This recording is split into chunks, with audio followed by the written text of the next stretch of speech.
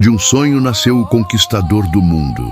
Nos desertos dourados da antiga Pérsia, onde o vento soprava segredos entre as dunas e o sol queimava a terra com fúria implacável, nascia uma lenda que mudaria o destino de toda a humanidade.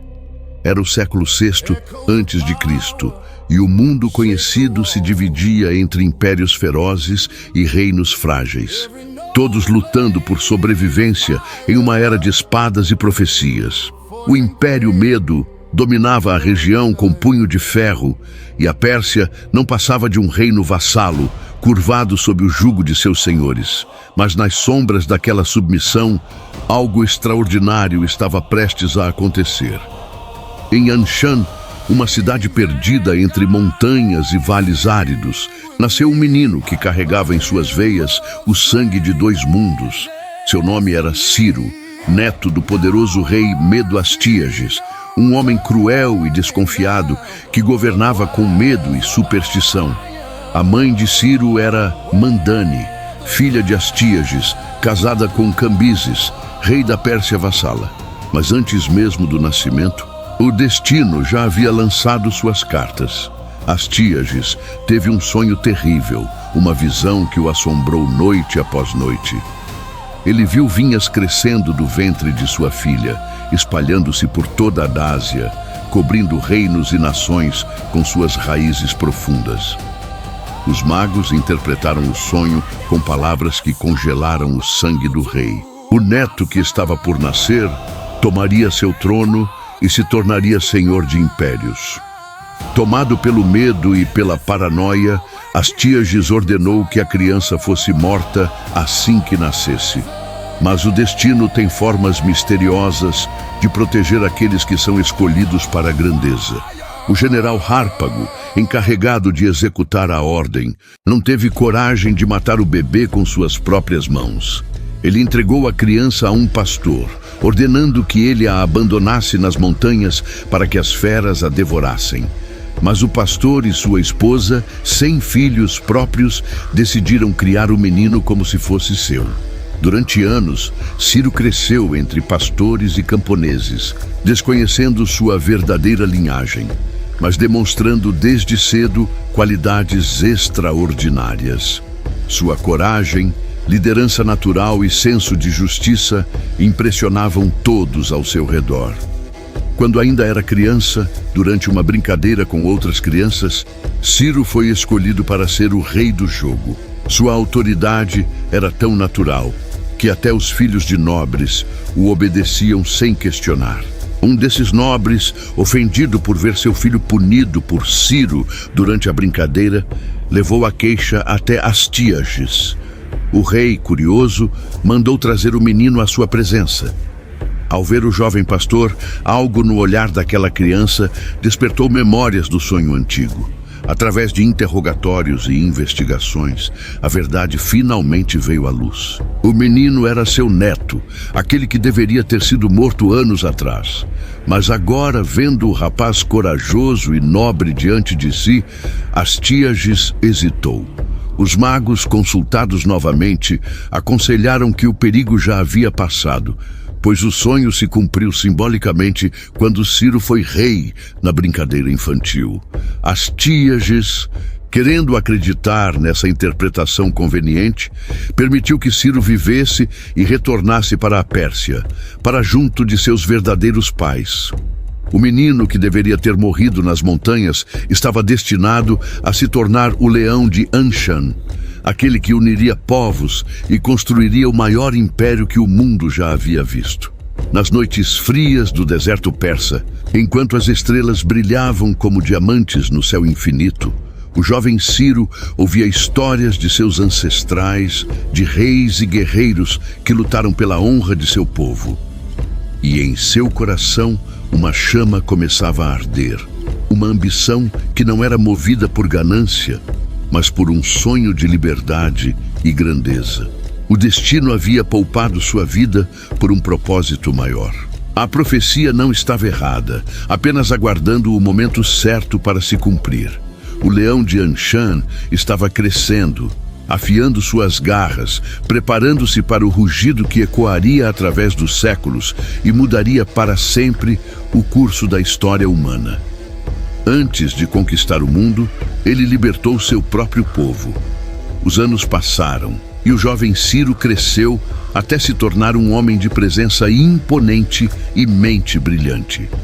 Quando Cambises, seu pai, faleceu, Ciro assumiu o trono da Pérsia ainda jovem, mas com uma visão clara do que precisava ser feito. Ele olhava ao redor e via seu povo dividido, subjugado, vivendo sob a sombra do Império Medo que os tratava como servos. Mas Ciro não aceitaria esse destino. Havia fogo em seu sangue, um fogo que queimava mais forte que o sol do deserto, alimentado pela convicção de que a Pérsia merecia mais, merecia liberdade, merecia grandeza. Sua primeira tarefa foi unir os clãs tribais persas que viviam espalhados e frequentemente em conflito uns com os outros. Ciro viajou incansavelmente pelo reino, visitando cada tribo, cada aldeia, falando diretamente com chefes e guerreiros. Sua eloquência era lendária. Suas palavras tocavam os corações dos homens como nenhum outro líder conseguia. Ele não impunha sua vontade pela força, mas conquistava lealdade através do respeito e da visão compartilhada de um futuro melhor. Lentamente, tribos que antes guerreavam entre si começaram a se unir sob sua bandeira. Ciro formou um exército disciplinado como nenhum outro na região. Soldados unidos não apenas pela obrigação, mas por lealdade genuína ao seu líder. Eles acreditavam nele porque Ciro acreditava neles primeiro. Ele dormia ao lado de seus soldados, compartilhava suas refeições, conhecia seus nomes e suas famílias. Esse tipo de liderança era revolucionário para a época e criou uma força militar com moral inquebrável. Quando Ciro finalmente decidiu que era hora de se libertar do jugo Medo, ele não agiu impulsivamente. Planejou cuidadosamente cada movimento, construindo alianças secretas com povos insatisfeitos sob o domínio de Astíages, seu avô. O Império Medo, apesar de poderoso, estava podre por dentro, corrompido por anos de tirania e injustiça. Muitos dentro do próprio exército Medo simpatizavam secretamente com a causa de Ciro. A campanha de libertação começou como um incêndio no deserto, rápido e implacável. Ciro moveu suas tropas com precisão cirúrgica, conquistando fortalezas e cidades antes que o Império Medo pudesse reagir adequadamente. Astíages, o velho rei que uma vez tentara matar seu próprio neto, finalmente compreendeu o terrível erro que cometera ao deixá-lo viver. A profecia não estava errada. O pesadelo havia apenas sido adiado. Reuniu o que restava de seu exército e marchou para enfrentar Ciro pessoalmente, determinado a esmagar a rebelião e destruir de uma vez por todas a ameaça que crescera sob seu próprio sangue. A batalha decisiva aconteceu em campos abertos, onde o vento levantava nuvens de poeira que pareciam espíritos ancestrais assistindo ao confronto. Neto contra avô, jovem contra velho, liberdade contra tirania. Os exércitos se chocaram com fúria apocalíptica, o som de metal contra metal ecoando como trovões. Mas algo inesperado aconteceu. Parte significativa do exército Medo, incluindo o general Hárpago, aquele que anos atrás salvara a vida de Ciro bebê, desertou no meio da batalha e se juntou às forças persas. Hárpago nunca esquecera o terrível castigo que Astíages lhe impusera por não matar Ciro. Um castigo tão cruel que não pode ser repetido sem despertar horror. Sua vingança seria completa. Abandonado por suas próprias tropas, traído por aqueles em quem confiava, Astíages foi capturado. O velho rei aguardava a morte, mas Ciro surpreendeu a todos. Em vez de executá-lo como qualquer conquistador faria, Ciro tratou seu avô com dignidade, permitindo que vivesse o resto de seus dias em exílio confortável. Essa clemência marcou o início de algo novo na história das conquistas. um estilo de liderança que combinava força implacável com misericórdia calculada. Naquele dia nasceu o Império Persa, uma nova força que iluminaria o Oriente como o sol nascente. As bandeiras persas tremulavam ao vento enquanto soldados erguiam suas espadas em celebração. Relâmpagos cortavam o horizonte como se os próprios céus reconhecessem o nascimento de uma nova era. Ciro não era mais apenas um rei de um pequeno reino vassalo. Ele era agora o senhor dos medos e persas, governante de um império em ascensão que logo estenderia suas mãos para alcançar os confins do mundo conhecido. O fogo persa havia se erguido e nada poderia mais apagá-lo.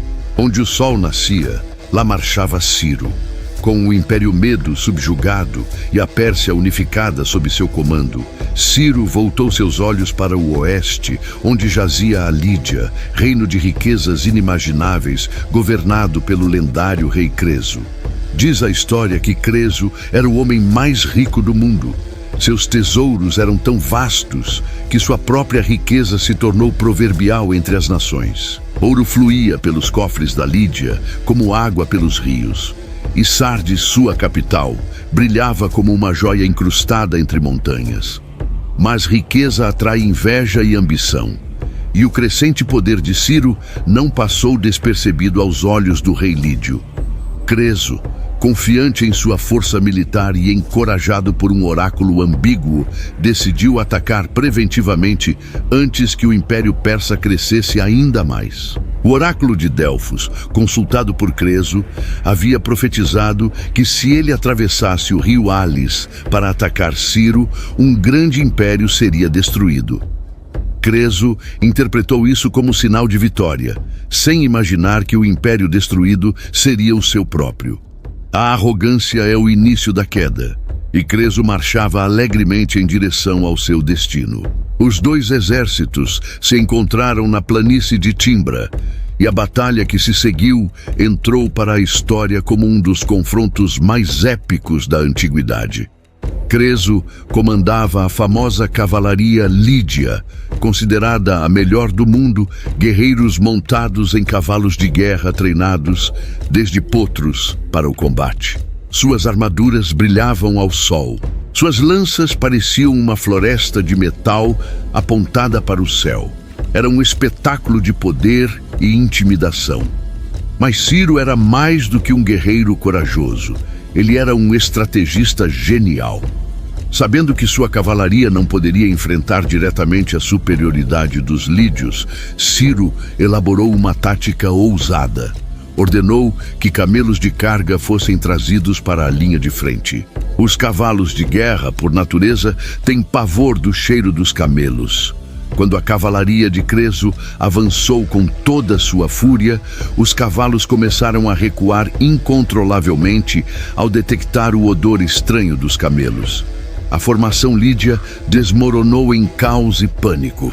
Os orgulhosos cavaleiros foram desmontados e forçados a lutar a pé, perdendo completamente sua vantagem. O que deveria ser uma demonstração de supremacia militar tornou-se uma rota humilhante. Creso, vendo sua batalha perdida, recuou para Sardes, confiante que as muralhas impenetráveis de sua capital o protegeriam.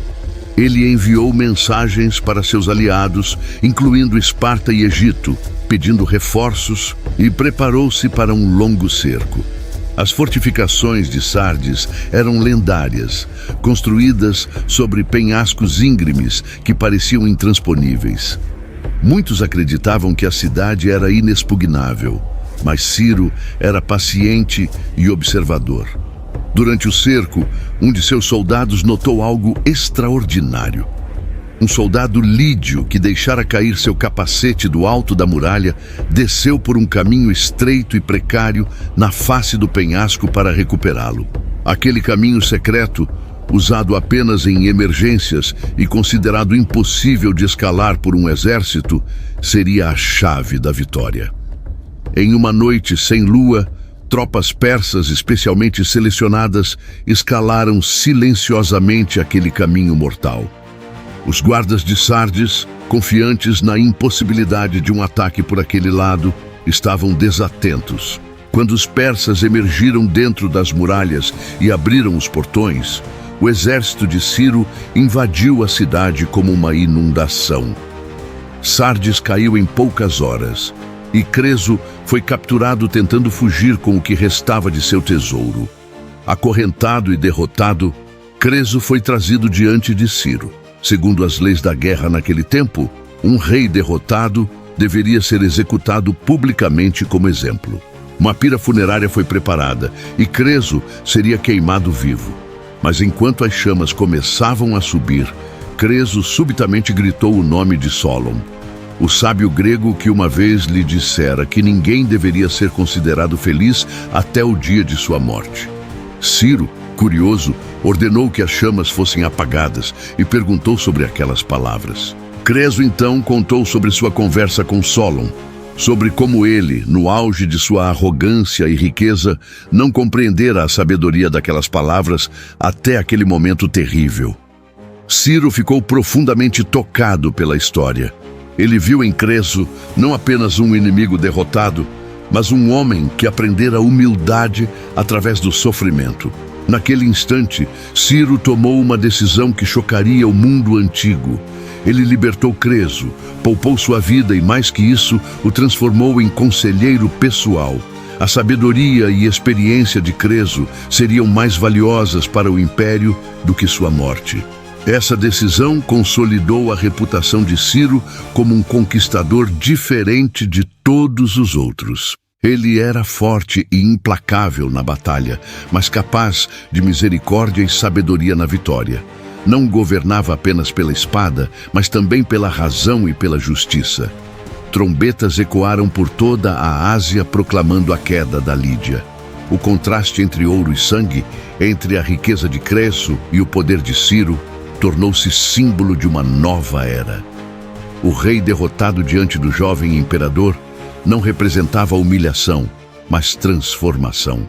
Ciro estava provando que conquistar era mais do que destruir, era integrar, unir e construir algo maior. Quando os deuses se calaram, Ciro falou por eles. A fama do conquistador persa espalhava-se como fogo selvagem por todas as terras conhecidas. Reis tremiam ao ouvir seu nome. Povos inteiros debatiam se deveriam resistir ou se submeter. Mas havia ainda um império que se considerava intocável, uma cidade que se via como eterna e invencível: Babilônia. Era o maior e mais antigo império do mundo naquela época. Suas muralhas eram tão largas que carruagens corriam sobre elas. Seus jardins suspensos eram considerados uma das maravilhas da criação humana. Babilônia era o centro do mundo civilizado, onde a astronomia, matemática e literatura floresciam como em nenhum outro lugar. Nabonido reinava sobre Babilônia, mas era um rei impopular, obcecado com o deus Lua, enquanto negligenciava Marduk, a divindade principal da cidade. Seu filho Belsazar governava em seu nome, enquanto Nabonido passava anos ausente em oásis distantes, perseguindo suas obsessões religiosas. O povo murmurava que os deuses haviam abandonado Babilônia, que o pacto sagrado entre cidade e divindades estava quebrado. Sacerdotes descontentes rezavam por libertação, e suas preces tomariam uma forma inesperada na figura de Ciro. O conquistador persa marchava agora em direção à Mesopotâmia com um exército que parecia infinito. Mas tomar Babilônia pela força seria catastrófico. Suas fortificações eram verdadeiramente impressionantes, projetadas para resistir a cercos que durassem gerações. O rio Eufrates cortava a cidade ao meio, fornecendo água inesgotável. Provisões estocadas poderiam alimentar a população por décadas. Um ataque frontal seria suicídio, um cerco convencional levaria anos sem garantia de sucesso. Mas a mente de Ciro operava em níveis que seus contemporâneos mal conseguiam compreender. Ele observou, estudou, planejou. E então concebeu uma estratégia tão audaciosa que beirava a loucura. O Eufrates, que protegia a Babilônia, também seria sua perdição.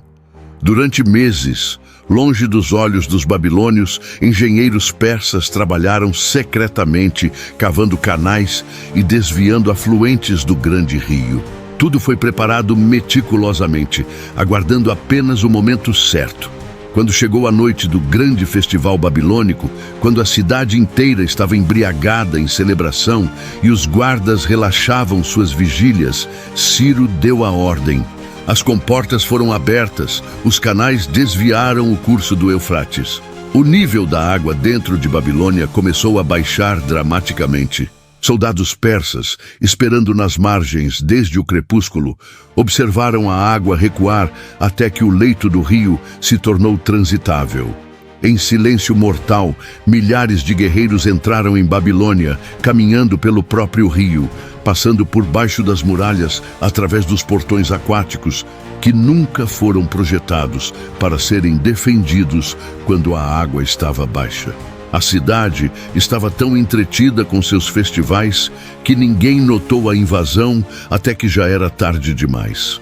Quando os babilônios finalmente perceberam que um exército inimigo estava dentro de suas muralhas, o choque e a confusão eram totais. Mas, para surpresa de todos, não houve massacre. Ciro havia dado ordens estritas. Nenhum templo deveria ser profanado, nenhum cidadão deveria ser ferido desnecessariamente, nenhuma propriedade deveria ser saqueada. Os soldados persas marcharam disciplinadamente pelas ruas, enquanto arautos proclamavam que Ciro vinha não como destruidor, mas como libertador. Belsassar foi morto defendendo o palácio. Mas a resistência terminou rapidamente quando o povo percebeu que não havia violência indiscriminada. A queda aconteceu quase sem derramamento de sangue. O povo de Babilônia, cansado de Nabonido e seu desrespeito pelos deuses tradicionais, recebeu Ciro não com resistência, mas com alívio e até celebração. Sacerdotes de Marduk proclamaram que o próprio Deus havia escolhido Ciro para libertar a cidade da má administração. Era algo inédito na história das conquistas. Uma das maiores cidades do mundo caindo sem batalha real, seu povo recebendo o conquistador estrangeiro como salvador. Mas o mais extraordinário ainda estava por vir.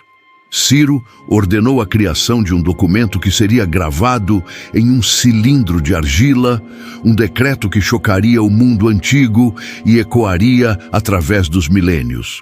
O cilindro de Ciro, como seria conhecido, proclamava princípios revolucionários.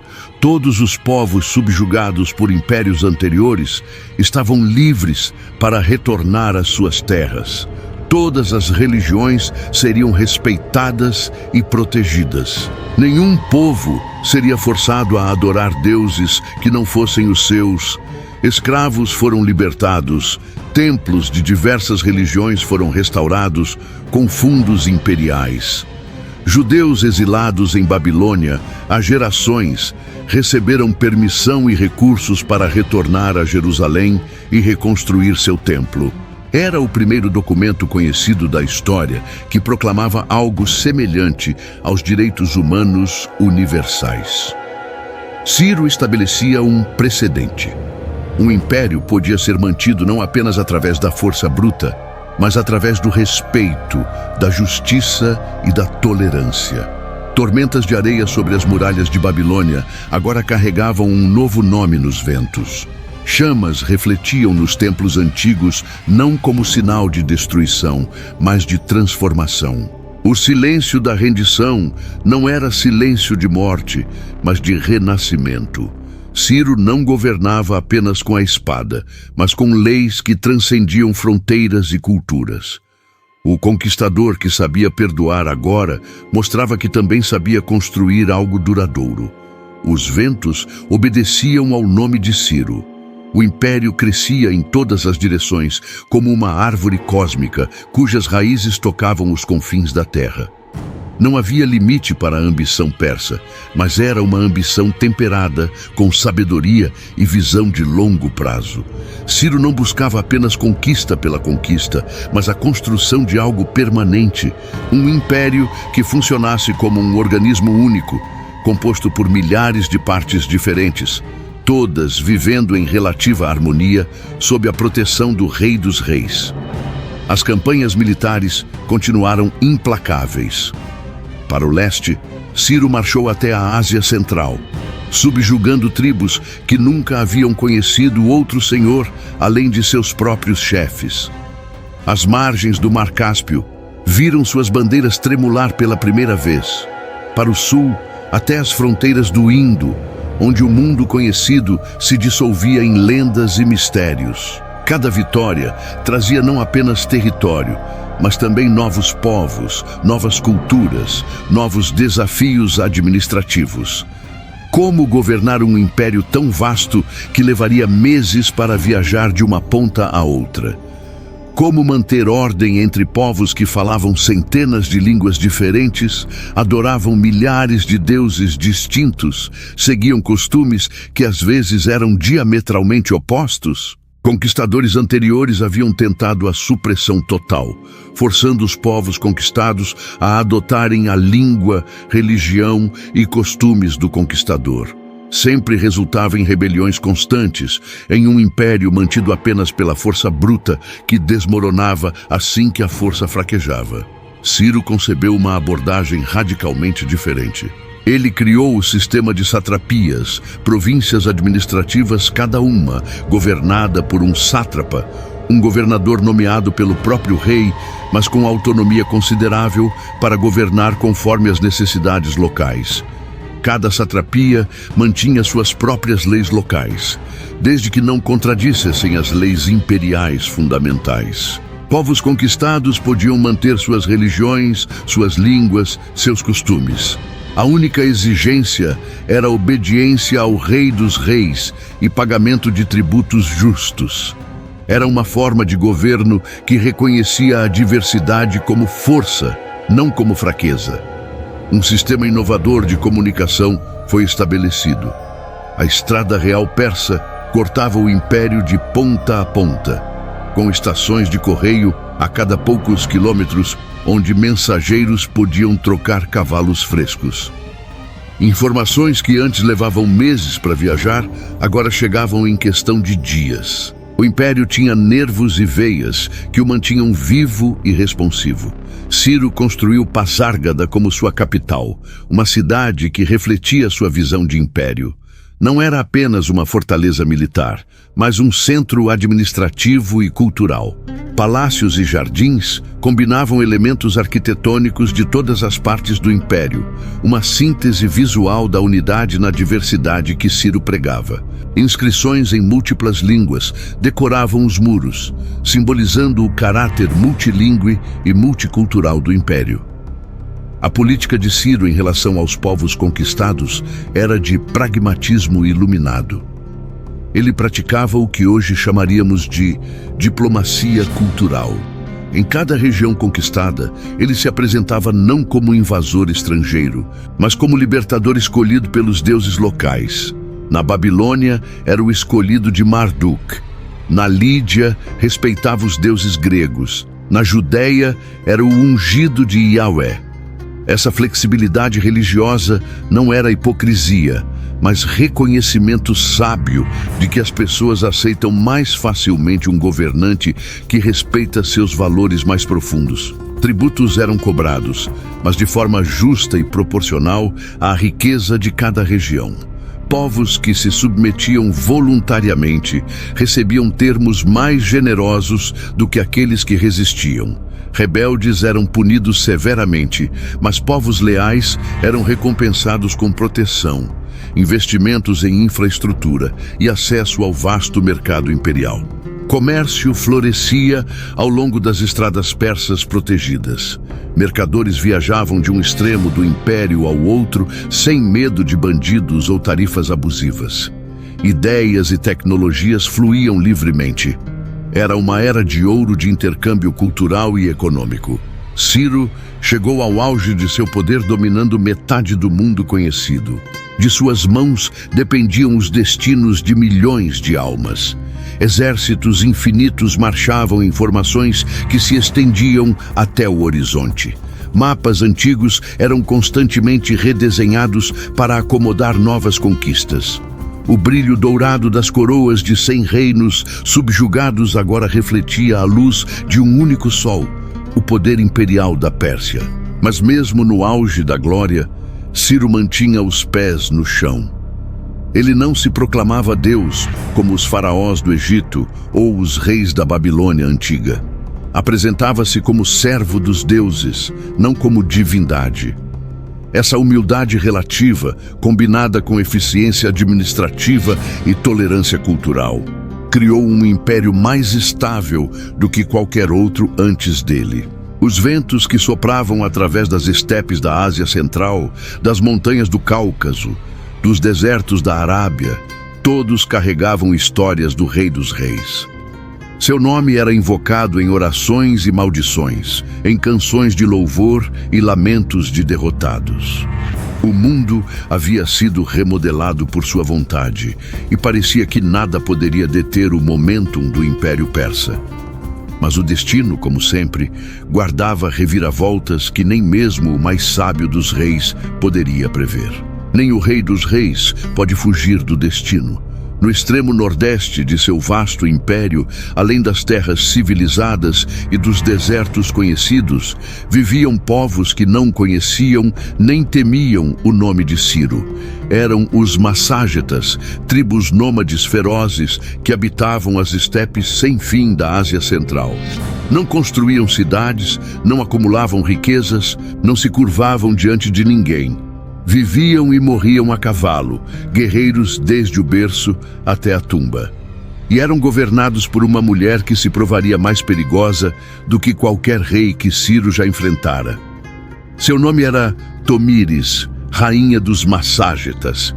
Viúva de um grande chefe guerreiro, ela assumira o comando de seu povo com autoridade inquestionável.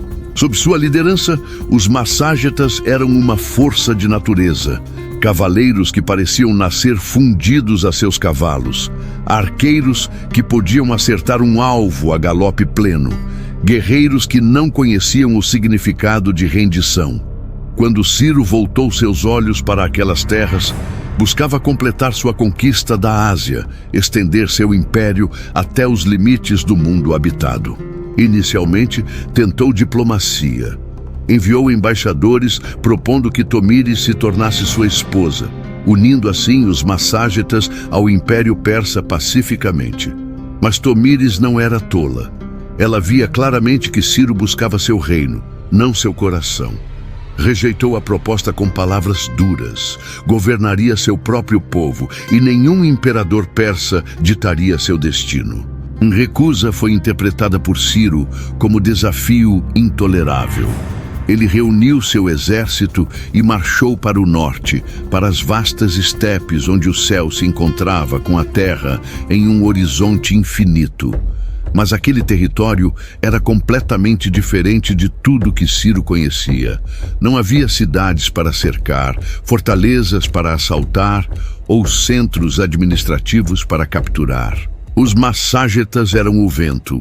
Estavam em todos os lugares e em lugar nenhum podiam atacar e desaparecer antes que um exército pesado pudesse responder.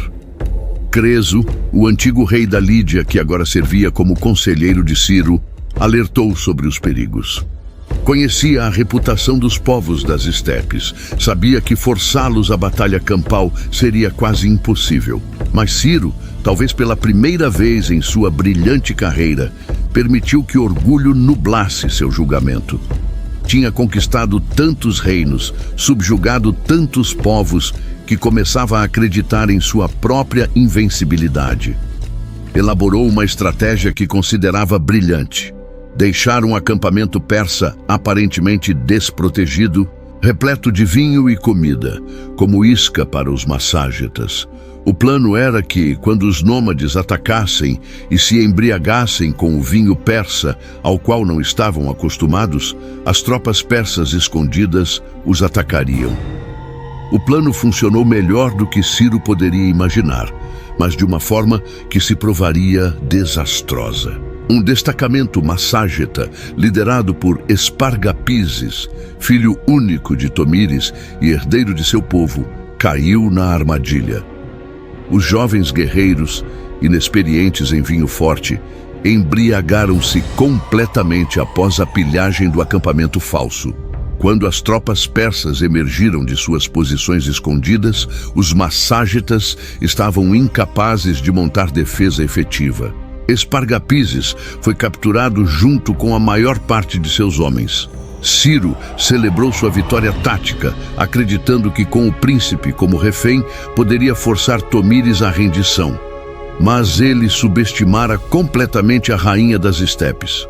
Quando Tomíris recebeu a notícia da captura de seu filho, sua fúria foi apocalíptica.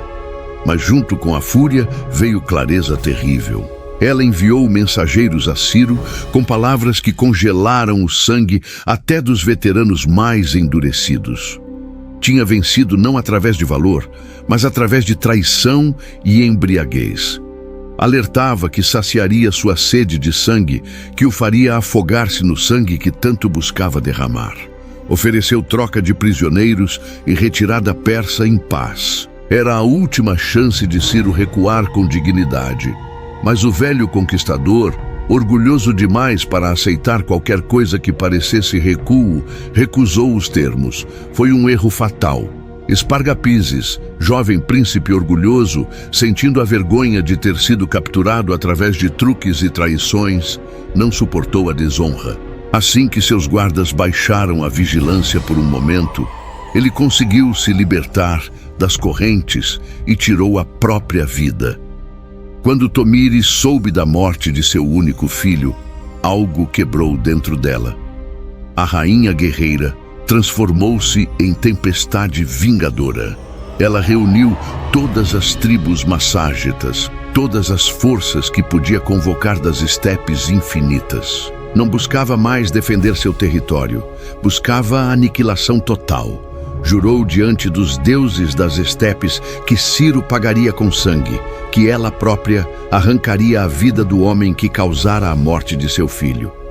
A batalha final ocorreu nas planícies desoladas, onde o vento uivava como espíritos dos mortos. O céu estava cinzento, pesado, como se os próprios céus lamentassem o que estava prestes a acontecer.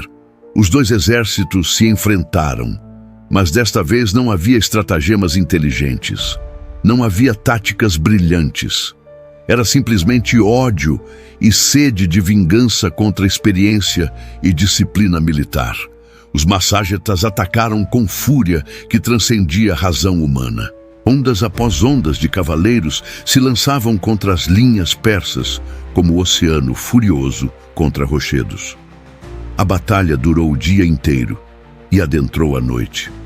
Foi uma das mais sangrentas da antiguidade, onde o chão desaparecia sob corpos e o ar ficava espesso com o cheiro de sangue e morte. Ciro lutou bravamente, como sempre fizera, mas até sua genialidade militar não podia superar números, fúria e conhecimento superior do terreno. Os masságetas estavam em casa naquelas estepes, lutavam com vantagem de cada colina, cada vale, cada curso d'água. Lentamente, inexoravelmente, as linhas persas começaram a se romper. No caos da batalha, Ciro caiu. O grande conquistador, o homem que subjugara metade do mundo, foi derrubado como qualquer soldado comum em meio à carnificina. Quando Tomíris encontrou o corpo entre os mortos, sua vingança ainda não estava completa. Segundo a lenda, ela ordenou que trouxessem um odre cheio de sangue humano. Cortou a cabeça de Ciro do corpo e a mergulhou no sangue, cumprindo sua promessa profética, que o faria afogar-se no sangue que tanto buscara. Suas palavras ecoaram através das estepes vazias, palavras dirigidas ao cadáver do conquistador, repreendendo-o por sua ambição insaciável que finalmente encontrara seu limite. A notícia da morte de Ciro espalhou-se pelo império como doença mortal. O homem que parecia invencível, o rei que conquistara tudo, havia caído diante de uma rainha nômade em terras distantes que a maioria dos persas nem sequer conseguia localizar em um mapa. O rugido da rainha diante do corpo do rei simbolizava algo profundo. Mesmo o maior dos conquistadores permanece mortal. Mesmo o mais sábio dos reis pode ser derrubado pela arrogância. Ciro, que começara sua vida escapando da morte por um fio, que construíra o maior império que o mundo já vira, encontrou seu fim nas mãos de uma mãe vingadora nas estepes sem fim da Ásia.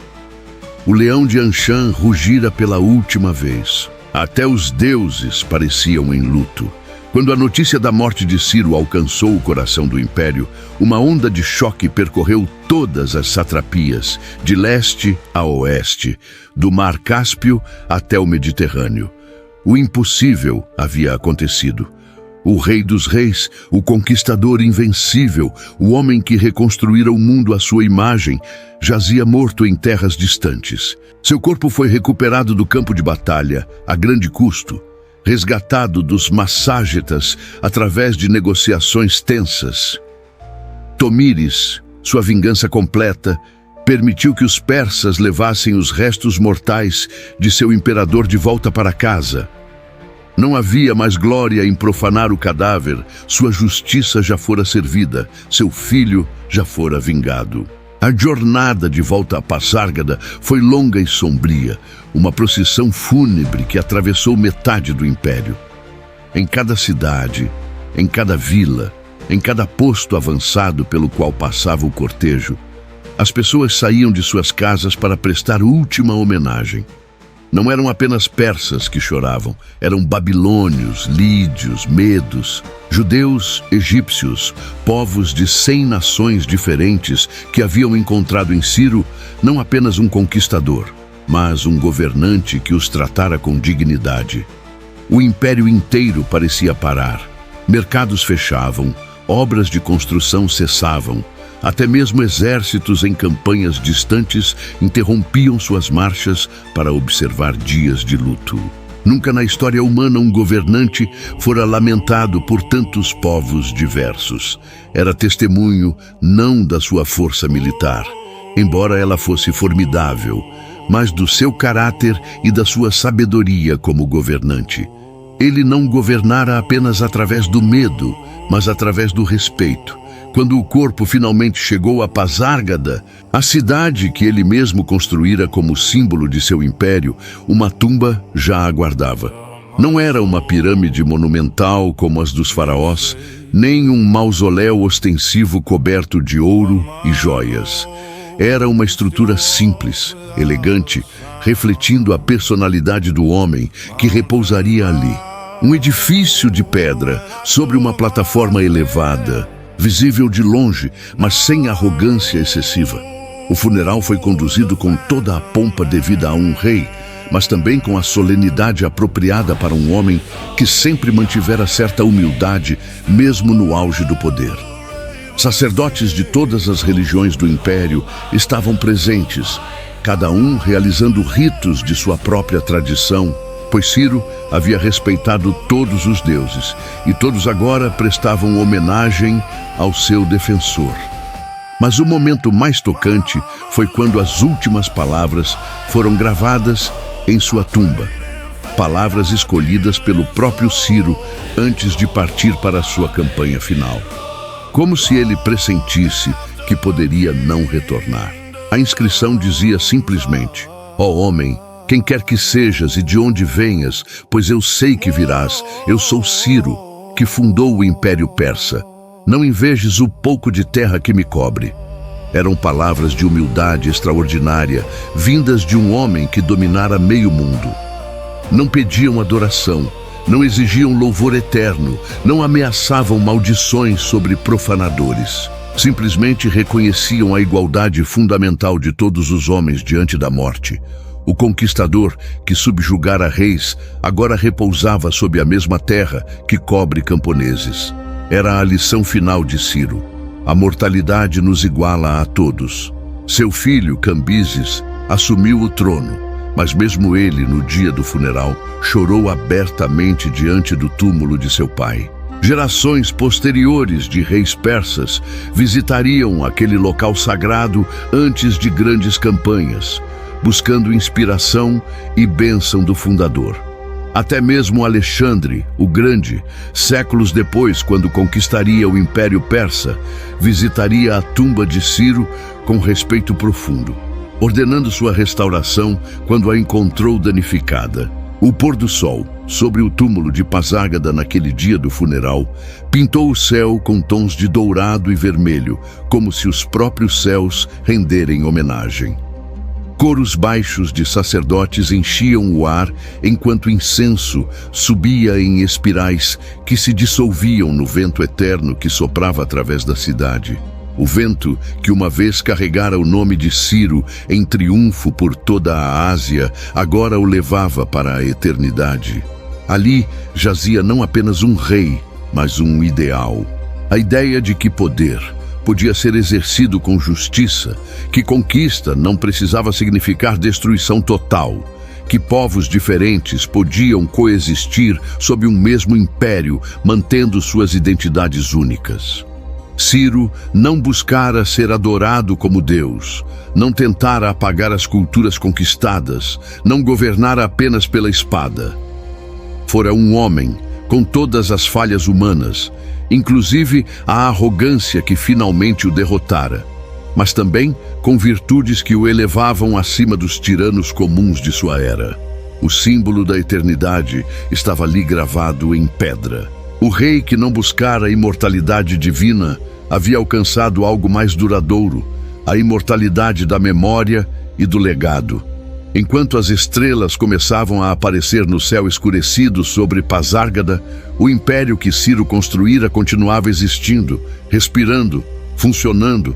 Ele morrera, mas sua criação viveria por séculos. E seu túmulo permaneceria ali, testemunha silenciosa de que até os maiores conquistadores são, no final, apenas homens que retornam ao pó. Mas alguns homens, através de suas ações e seu caráter, transcendem a morte e vivem para sempre na memória da humanidade. Antes de Alexandre, antes de Roma, houve Ciro. Os séculos passaram, mas o nome de Ciro permaneceu gravado na consciência da humanidade como poucos outros. Seu império continuou após sua morte, expandido por seus sucessores até alcançar proporções ainda maiores. Dário, Xerxes e outros reis persas governariam o império que Ciro fundara, mas nenhum deles seria venerado como o fundador, o pai original, aquele que transformara um pequeno reino vassalo na maior potência que o mundo já vira. A herança política de Ciro moldou impérios por gerações. O modelo administrativo que ele criou, com suas satrapias e seu equilíbrio entre controle central e autonomia local, seria copiado e adaptado por todos os grandes impérios subsequentes. Alexandre, o Macedônio, quando conquistou o Império Persa 200 anos depois, não destruiu sua estrutura administrativa, ele a adotou, reconhecendo sua eficiência superior. Os romanos, construindo seu próprio império séculos mais tarde, estudariam os métodos persas e incorporariam muitos de seus princípios. A ideia de um império multicultural, onde povos conquistados mantêm suas identidades enquanto participam de uma estrutura política maior, algo que hoje consideramos natural, foi em grande parte inovação de Ciro. Antes dele, conquista geralmente significava subjugação total, eliminação das culturas locais, imposição da vontade do conquistador em todos os aspectos da vida. Ciro provou que havia outro caminho, mais eficiente e mais duradouro. Sua herança moral talvez seja ainda mais impressionante que suas conquistas militares. A tolerância religiosa que ele praticou era revolucionária para sua época. Num mundo onde deuses eram vistos como territoriais e exclusivos, onde conquista de um povo significava derrota de seus deuses, Ciro declarou que todos os deuses eram dignos de respeito. Ele restaurou templos, libertou povos exilados, permitiu que cada nação adorasse conforme suas tradições. O cilindro de Ciro, com seus decretos de liberdade e tolerância, é considerado por muitos historiadores como o primeiro documento de direitos humanos. Embora seja anacronismo aplicar conceitos modernos a tempos antigos, é inegável que Ciro articulou princípios que ressoam através dos milênios. A ideia de que governantes têm obrigações para com os governados, que justiça deve ser universal e não arbitrária, que diversidade cultural é algo a ser preservado e não erradicado. Todas essas noções encontram expressão embrionária nos decretos e ações de Ciro. Sua influência sobre o pensamento político e moral é mensurável através de múltiplas tradições. Na tradição judaica, Ciro é venerado como Messias, ungido de Deus que libertou os judeus do exílio babilônico e permitiu a reconstrução do Templo de Jerusalém. É o único não-judeu na Bíblia a receber esse título sagrado. Referências a Ciro aparecem múltiplas vezes nas escrituras hebraicas, sempre em termos de profundo respeito e gratidão. Na tradição grega, apesar dos conflitos posteriores entre gregos e persas, Ciro era admirado. Xenofonte, o historiador e filósofo grego, escreveu a Ciropédia, uma biografia romanceada de Ciro que serviu por séculos como manual de liderança e governança. Pensadores gregos estudavam Ciro como exemplo de rei filósofo, o governante ideal que combina poder com sabedoria. Alexandre o Grande, que destruiria o Império Persa, ainda assim venerava Ciro como modelo. Quando visitou a tumba em Pasárgada e a encontrou vandalizada, ficou furioso e ordenou sua restauração imediata. Alexandre via a si mesmo como sucessor de Ciro, não apenas como conquistador, mas como unificador de povos. A visão de Alexandre de um império multicultural, onde gregos e persas se misturariam, era diretamente inspirada no exemplo de Ciro. A influência de Ciro estende-se até mesmo aos fundadores dos Estados Unidos. Thomas Jefferson e outros pais fundadores americanos conheciam bem a história de Ciro através de Xenofonte e Heródoto. A Ciropédia estava entre os textos estudados por líderes políticos do século XVIII.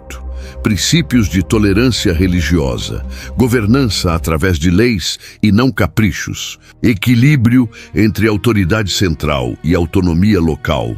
Todos encontráveis nos escritos sobre Ciro, influenciaram o pensamento político que moldou as democracias modernas. Mas além das influências específicas e mensuráveis, há algo mais profundo no legado de Ciro. Ele representa uma possibilidade, uma demonstração de que poder não precisa corromper completamente, que conquista pode vir acompanhada de justiça, que grandeza política pode coexistir com decência humana. Não era perfeito, sua campanha final contra os masságetas demonstra que até ele podia ser derrotado pela arrogância. Mas mesmo com suas falhas, estabeleceu um padrão que inspirou governantes por milênios. Ele não governou apenas para os persas, governou para o mundo. Essa era sua visão, unir povos diversos sob uma estrutura que respeitava suas diferenças enquanto provia ordem, segurança e justiça. O título Rei dos Reis não era apenas arrogância, era declaração de propósito. Ele governava sobre reis porque oferecia algo melhor do que eles podiam oferecer isoladamente. E os povos reconheciam isso, por isso aceitavam seu domínio não apenas por medo, mas por escolha. Hoje, mais de 2.500 anos após sua morte, o nome de Ciro ainda é pronunciado com respeito no Irã moderno, descendente direto de seu império. Seu túmulo em Pasárgada ainda permanece, visitado por peregrinos e turistas que vêm prestar homenagem ao fundador. As palavras gravadas em pedra, pedindo humildemente que não se inveje o pouco de terra que o cobre, ainda comovem aqueles que as leem. Em um mundo que frequentemente celebra conquistadores brutais e tiranos eficientes, Ciro permanece como lembrança de que há outro caminho. Poder pode ser exercido com sabedoria, conquista pode vir acompanhada de clemência, império pode ser construído sobre fundações de justiça em vez de apenas terror. Não era utópico ou idealista, era pragmático e realista. Mas seu pragmatismo era iluminado por princípios que transcendiam mero cálculo político. Imagens de desertos onde tudo começou, ruínas de cidades que ele conquistou e governou, estátuas erodidas pelo tempo, mas ainda reconhecíveis, todas contam a história de um homem extraordinário. O olhar imortal de Ciro sobre o horizonte, preservado em relevos antigos, ainda parece contemplar o mundo que ele transformou.